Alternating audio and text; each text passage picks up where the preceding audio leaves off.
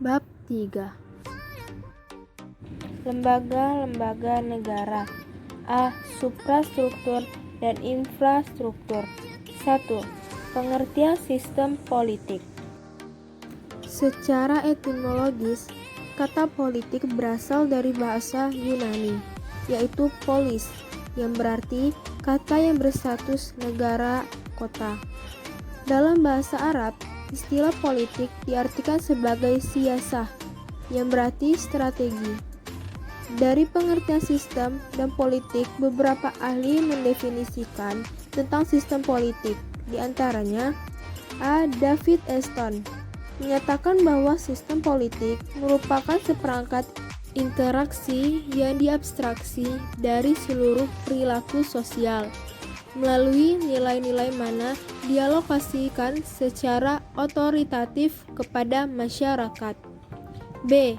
Robert A. Dahl menyimpulkan bahwa sistem politik mencakup dua hal, yaitu pola yang tetap dari hubungan antar manusia, kemudian melibatkan sesuatu yang luas tentang kekuasaan, aturan, dan kewenangan. C. Jack C. Plano mengartikan sistem politik sebagai pola hubungan masyarakat yang dibentuk berdasarkan keputusan-keputusan yang sah dan dilaksanakan dalam masyarakat tersebut. D. Rusadi Kantaprawira berpendapat bahwa sistem politik merupakan berbagai macam kegiatan dan proses dari struktur dan fungsi yang bekerja dalam suatu unit dan kesatuan yang berupa negara atau masyarakat.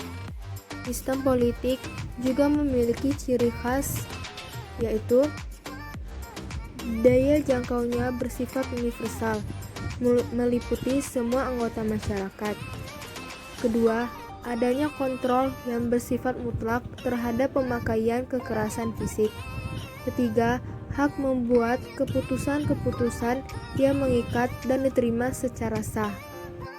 Dan yang terakhir, keputusannya bersifat otoritatif, artinya mempunyai kekuatan legalitas dan kerelaan yang besar.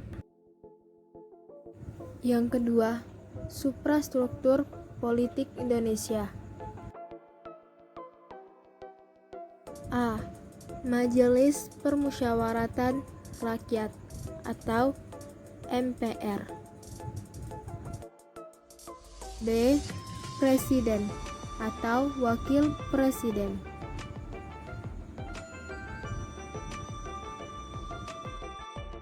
C. Dewan Perwakilan Rakyat atau DPR.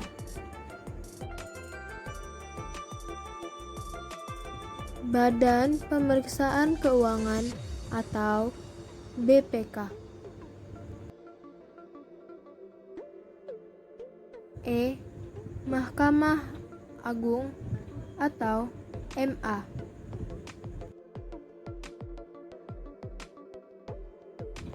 F.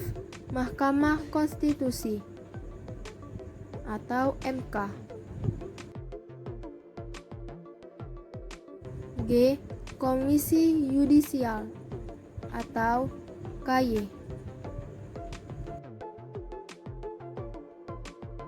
Dan yang terakhir adalah Dewan Perwakilan Daerah atau DPD. Infrastruktur terbagi menjadi 4 bagian, yaitu A. Partai politik.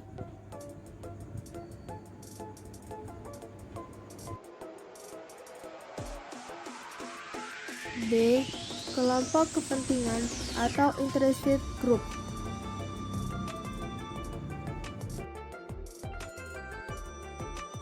C. Kelompok penekan atau pressure group.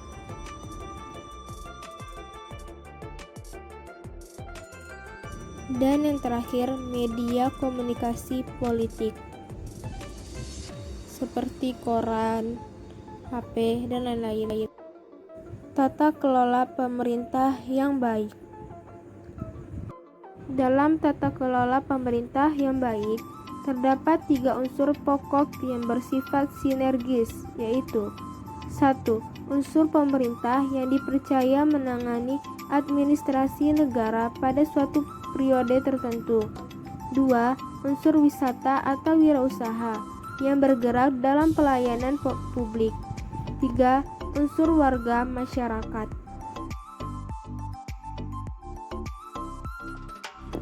Dalam perkembangan selanjutnya, tata pemerintahan yang baik berkaitan dengan struktur pemerintahan yang mencakup antara lain: A.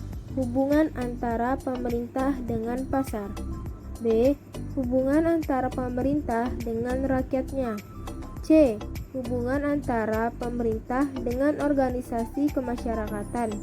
Dan yang terakhir, hubungan antara pejabat-pejabat yang dipilih atau politisi dan pejabat-pejabat yang diangkat atau pejabat birokrat. C. Peran serta warga negara dalam sistem politik di Indonesia. 1. Partisipasi dan perilaku politik di lingkungan sekolah. 2. Partisipasi dan perilaku politik di lingkungan masyarakat. 3. Partisipasi dan perilaku politik di lingkungan negara. Sekian, terima kasih. Mohon maaf bila ada kesalahan kata. Wassalamualaikum warahmatullahi wabarakatuh.